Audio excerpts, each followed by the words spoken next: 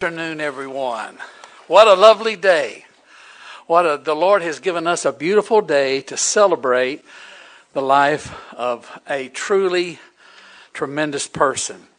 Before I begin today, I want to, if you haven't noticed already and haven't done this, if you'll take your phone and scan one of these little QR codes. You saw them on the way in, and they've also placed some in the offering envelope places where you can scan this on your phone, and you will have a copy of the program. So we want to let you know that so you could be prepared for everything that's going to happen today. We're looking forward to a great time of celebration this afternoon with the Lord. I want to just open with like a little note from Bishop Lowe. As if he were here, he would be saying, "Dear friends and family, thank you for joining my celebration today, March 1st, 2025. There are so many other places you could be right now on a Saturday afternoon, and if he would have been here, he would have said a beautiful Saturday afternoon. But you chose to be here, and I'm so glad you did. But let's be clear, today isn't about celebrating me. It's about celebrating the goodness of our wonderful God together. With eternal joy and gratitude, James Wendell Lowe, affectionately known to his family and many others as Poppy." Well, this afternoon, I want to share with you just a few thoughts, some things the family's asked me to share. And I'm Pastor Larry Lowry. I've been his pastor for the last 11 and a half years. And I want to welcome you to this celebration of life for James Wendell Lowe. And we all want to thank you for coming here today to celebrate. We're not here to mourn, but we are here to celebrate. A well-lived life, a legacy deeply rooted in faith, love, and service. Now, I want to share just a few thoughts, and this came to my mind several days ago. And I want to share just briefly something from a movie that was kind of one of my favorites that I really enjoyed watching. It was called Secondhand Lions. I don't know if you've ever seen that before. But it was a film about a young boy named Walter, and he had had a misguided mother. And she took him to live with his uncles, Garth and Hub McCann, on their farm in Texas. So it relates to this family in Texas. The story was told when the uncles were younger that Hub loved a young woman. And he won her away along with a fortune in gold from a powerful sheik in Arabia. And the stories they told about this romance and this adventure and getting the gold, it was just unbelievable, so much it seemed like a fable. But yet we found they're true.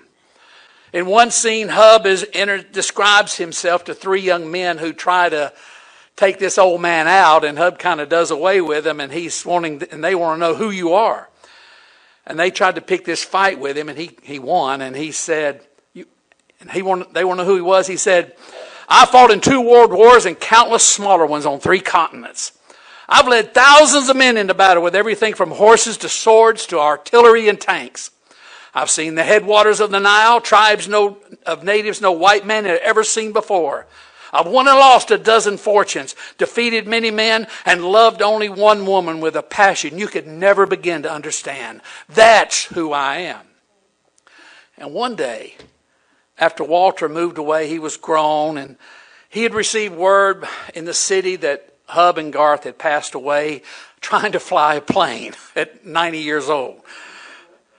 Well, Walter, of course, went to the farm, and the sheriff met him. And then while they were there, out of the sky, a beautiful big helicopter came and landed on the property, that farm. And out from the helicopter stepped that wealthy sheik's grandson with his younger son, the great-grandson of the sheik. He had his oil business. One of the locations was in nearby Houston. And so he just had to find out about the legend of Hub and Garth McCann, if it was true.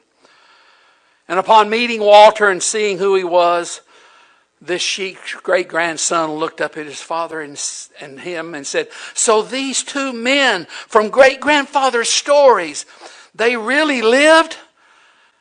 And Walter looked at him and said, "Yeah, they really lived. And I thought about that, about the story of Wendell Lowe and the way I've got to know him over these past years. And I think of the adventures and the stories of his life that he's told me, and I recounted all. Some of these stories sound so unbelievable that you might wonder today if they were all true.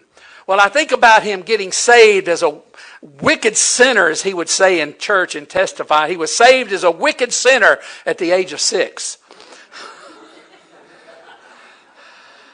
To taking his young bride to Mississippi and serving as a state secretary, and if you know what that means.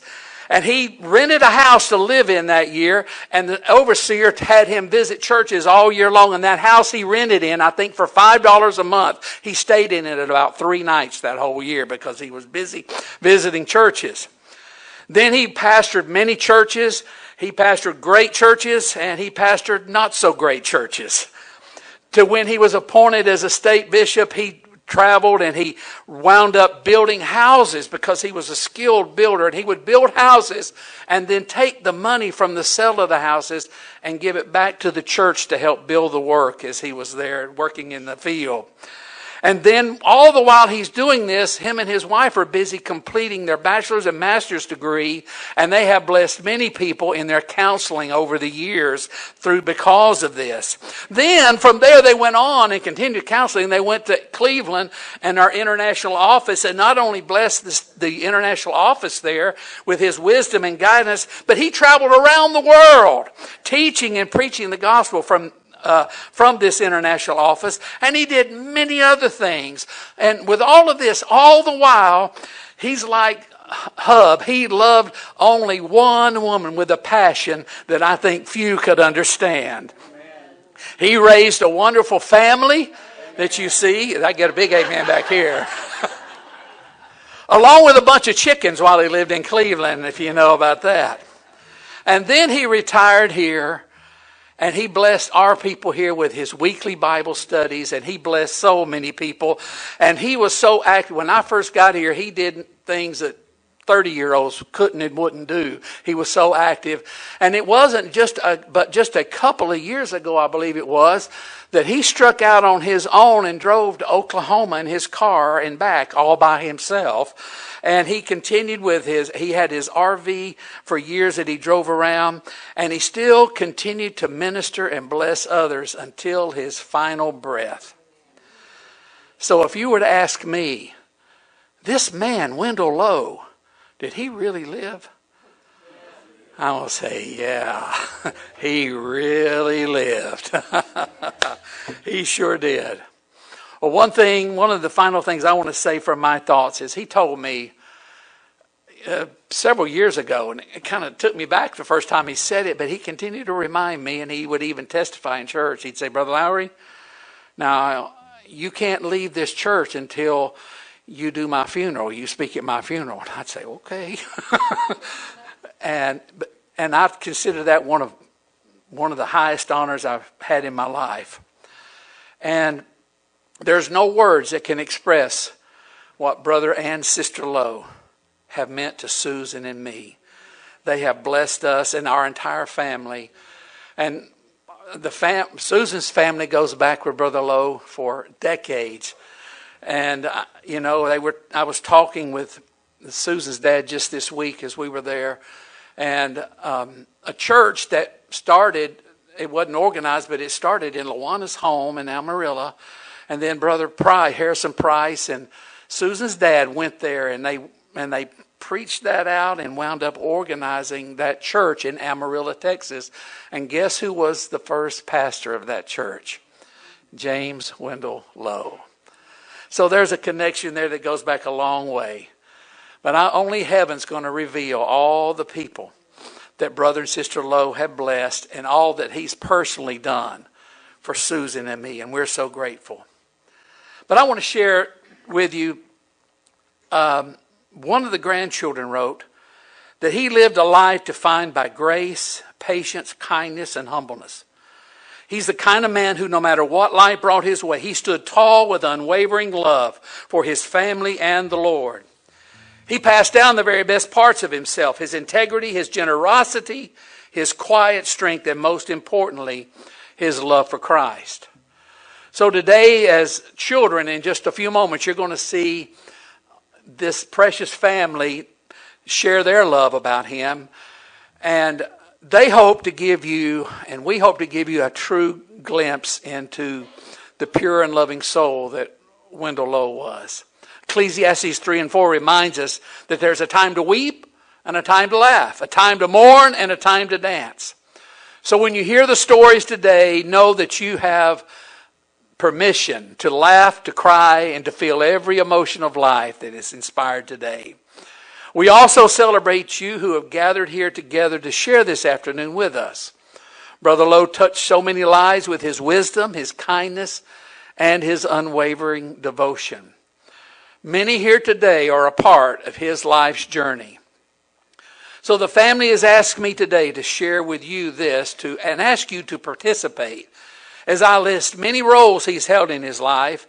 And the family and I ask you to stand and rise and stand and be recognized as this applies to you. First, I want to ask the ones who were his heart and greatest joy, his beloved 92-year young wife, and his precious 6 children, if they would stand. If someone could help Sister Lowe there. And if you don't stand, we'll forgive you.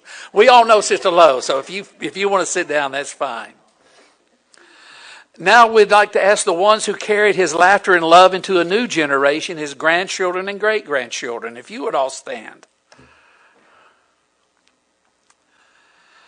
Now, other family members from near and far who shared in his life's milestone, if you would stand, those other family members. Now, if there's anyone here who has been a part of his pastoral congregation and were shepherded by him, you're welcome to stand at this time. Or if there's anyone who was here, see, this is amazing. Got some here that were in his pastoral ministry. If there were any under his being a state overseer, state bishop, who looked to him for guidance and strength, if you would stand I don't know if there's anybody here from Montana or Colorado, but you're welcome to stand. Now this is where I'm going to get a lot of people from Douglasville. The many who sat under his Bible studies receiving the wisdom from his teachings. Would you stand?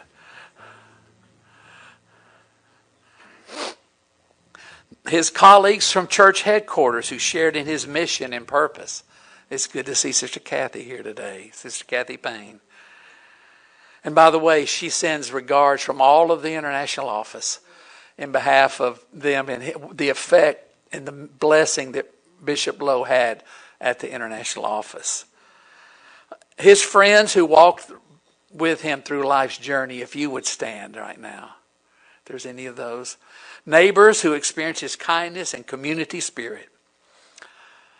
And anyone who has ever heard a story, a sermon, or a simple word, or you've been touched by this remarkable man, would you stand? That ought to be everybody. And if you can wave your hand if you're already standing. Yes, you've been touched by his kindness, his faith, and his unwavering spirit. And we are standing today in a testament to the living legacy of his love that he poured into the world.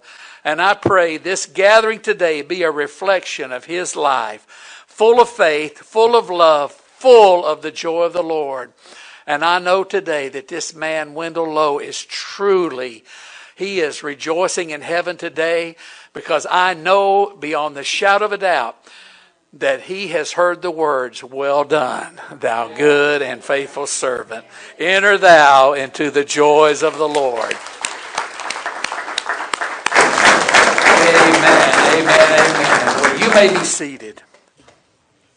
There's one other person we want to recognize, and he's getting ready to come and share some words.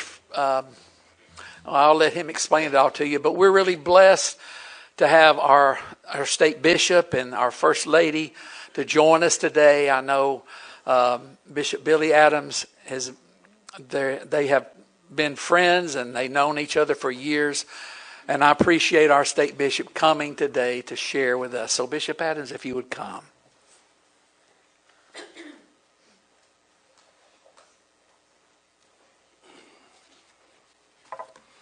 It is truly an honor to be here today, and I'd planned to be here anyway, but I'm on program today because Brother Green, Bishop Green, James Green, the pastor that used to be here, his brother passed today, and they're having, I think, his celebration of life. So I'm going to read Brother James Green's words to you today, and he had written a letter of his friendship and the years that he had been with him. It is an honor to have Dr. Kathy Payne with us today. She represents the international office and also dear friends with this family right here. So she would have probably been here whether she was representing the office or not. So thank you. And thank you to the Lowe family for all that you have given. You have given us Wendell Lowe, Bishop Wendell Lowe, and he has impacted this church. Matter of fact, as they were talking about that he served as a state secretary in my home state.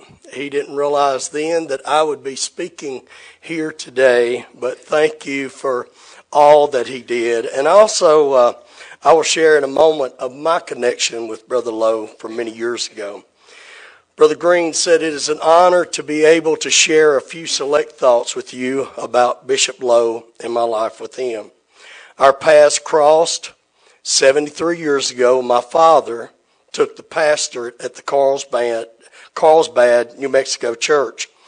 Brother Lowe was about 15. Then I remember him mostly sitting on the stage at the church, left of the pulpit, sitting on the old homemade benches playing the mandolin during worship. Sister Yvonne was also a part of the Carlsbad church and a close part of our family since she became friends with my sister, who were several years younger than her. One of the ways she would show that friendship was by giving my sisters a ride in her Model A car. My father was always a very serious person, never telling jokes or even teasing anyone. The only exception was he teased Sister Yvonne. He would tease her about being an old maid at about the age of 18 years old. He must have felt very close bond with her to get away with that kind of teasing. Sometimes later, Bishop Lowe and Sister Yvonne began to date, fell in love, and decided to get married. There was only one big problem, though. Brother Lowe was only 17 years old and too young to legally marry in the state of New Mexico. In the meantime, my father took the church in Morton, Texas. Now, you could legally marry in Texas at 17 with a parent's permission, so now you know. Brother Lowe and Sister Yvonne came to Morton, and she was married in our church there. Dad felt like Brother Lowe was too young to marry, but later told Brother Lowe that if anyone was mature enough at 17 years of age to get married, it was him. Brother Lowe's father, T.J. Lowe, was the state overseer of New Mexico during our time there. In those days, the overseer's job was more like a missionary. Their main job then was to go into a new city, establish a church. There was little to no financial help from the general headquarters, so there was mostly on our own establishing these new churches. Once they had property to build on, they would tear down an old house they bought cheaply or that was donated to them, and they would build a church with used lumber. At a very young age, Brother Lowe worked with his dad in those building projects. He once told me that he was an adult before he ever saw a new 2x4. All he had ever seen was those they had tore down out of those old buildings and used to build the new buildings. His daughter told me that once they built a church with used tires. I need to hear that story. Used tires. These early years working with Dad prepared Brother Lowe to become a master carpenter. At one time, he was overseeing the construction of an entire subdivision. Brother Lowe used his building skills as a pastor and a state overseer to build several churches and parsonages. Financing them was still needed for those projects, and he always found a way to raise the funds. He would purchase a fixer-upper, remodel them, and use the money to build a new church. Another way he did it was to purchase used motor homes, work on them, sell them for a profit to build with. In Indiana, he raised church funds through plaster craft, which he got me involved with. I was later able to raise thousands of dollars. The Green said I was later able myself to raise thousands of dollars for the church through this craft. I was privileged to be in revival services in Indiana with Brother Lowe in 1969, just weeks before I got married. I remember him giving me some good marriage advice, and then he told me that he only had one regret about his marriage, and that was he didn't marry sooner. He was messing around. He's getting old. Brother Lowe loved to teach and preach, and that was a great blessing to me as he taught the Wednesday night Bible studies for most of his 9 years with me in ministry. He preached occasionally. In the last 2 years of my pastor in Douglasville, he served as my assistant preaching pastor, preaching monthly either Sunday morning or Sunday night. This is a great blessing and relief to me in my senior years of pastoring. Brother Lowe spoke often to me of our friendship, making me feel that I was his best friend. Didn't Brother Lowe have a way of making every one of us just feel so loved and so special to him? He always trusted me like a best friend, always there when I needed him, taking the initiative to bless me and help me. He was there for me during my surgery and was one that did the research and determined who the surgeon should be or the surgery. And anyway, he did that for him, even preparing him for what he was going through. He was there for my family in Smyrna Hospital after Julie's surgery that left her on life support. Another time he offered to loan me his big, beautiful motor home to take a vacation in. Beyond that, he offered to pay my way to the General Assembly after I retired from pastoring because he knew I was no longer receiving the funds from the church to help this project. He was always there for First Sunday offerings, monthly meals out at Seabreeze. That must have stood out big to him. He ate at Seabreeze or Golden Corral with Brother Lowe. He proved his friendship to me through many deeds of kindness. Brother Green said, I just hope that I proved to him that I was one of his best friends also. It was through Brother Lowe's international ministry of sowing good seeds for a spiritual harvest in Kenya, East Africa, that we became aware of the tremendous need in the Kenya churches. It was several years when our church started the Harvest Partner Ministry that the Douglasville Church decided to partner with Kenya because of Brother Lowe's report on the needs there. It's beautiful to me how the Lord works through his people to bring things together for his glory. Brother Lowe's influence brought the Douglasville Church to the Kenya ministry. Then years later, Brother Lowe moves and lives with the very people, this local church here, that he influenced to become a part of that ministry. Life has been better for me because of my friend and partner in ministry, Brother Lowe. It has been a true blessing seeing his faithful, consistent giving out of love for the Lord, of his time, talent, resources, and more. He loved the Lord tremendously, and it was a precious time for me to hear. It was a precious time for me to hear him singing for the last time, "How Great Thou Art," just a few days before he would make his entrance into glory. Brother Green says, "Till we meet again, my friend." Bishop James Green.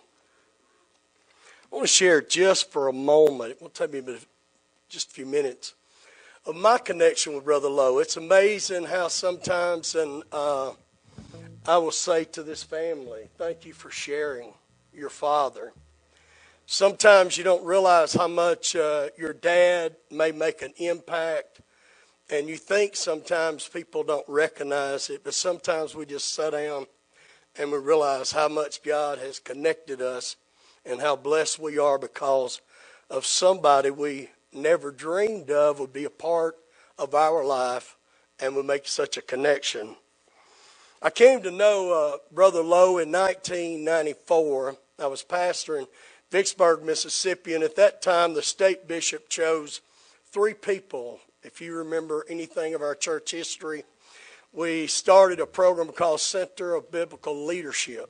And at that time, their desire was to teach and train people from each state to be able to take what they were teaching and training around the world and take it to the state. And so they chose 3 guys, and I just happened to be one of the guys they chose in Mississippi.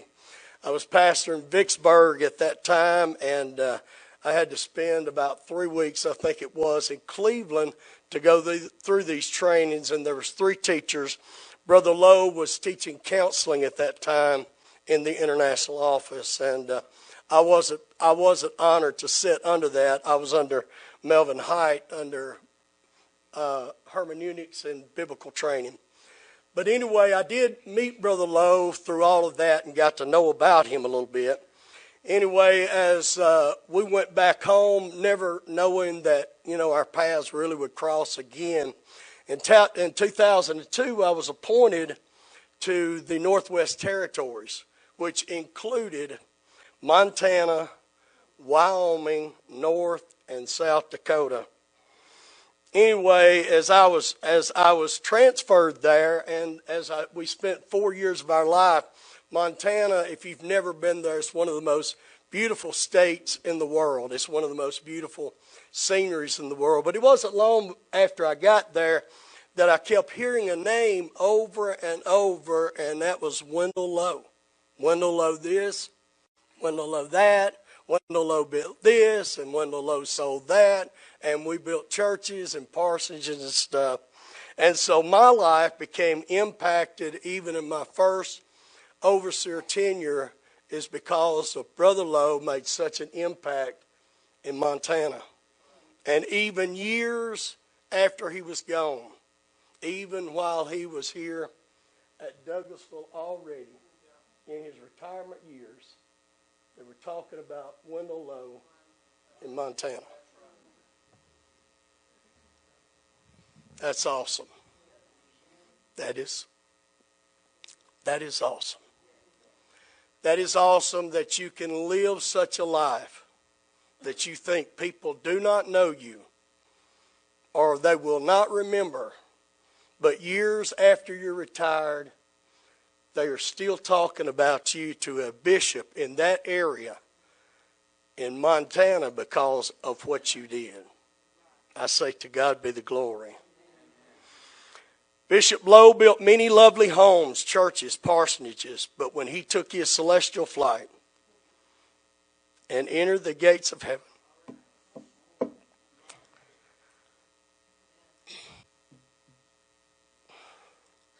to be welcomed by the one he adored, I am certain it was worth it all.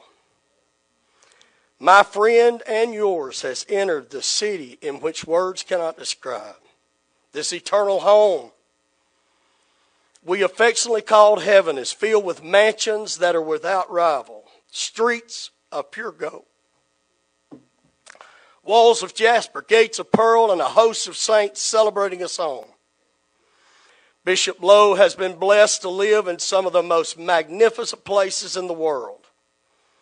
But on January the 10th, 2025, he relocated for the very last time. On a beautiful snowy January day in Georgia, he left us and he opened his eyes in a glorious place. It is a place of elegance, splendor, and majesty like none we've ever seen. It is without compare. It is the light of that city. Today I choose to join the heavenly saints in celebrating Wendell Lowe and a life well lived. A classy gentleman and our beloved friend. This is not a goodbye. This is just simply, we'll see you later on the other side. Thank you, family. Thank you, Brother Lowe. Thank you for your love. Thank you for your service. And thank you, Sister Yvonne, for traveling those many miles. And we celebrate him home. God bless you.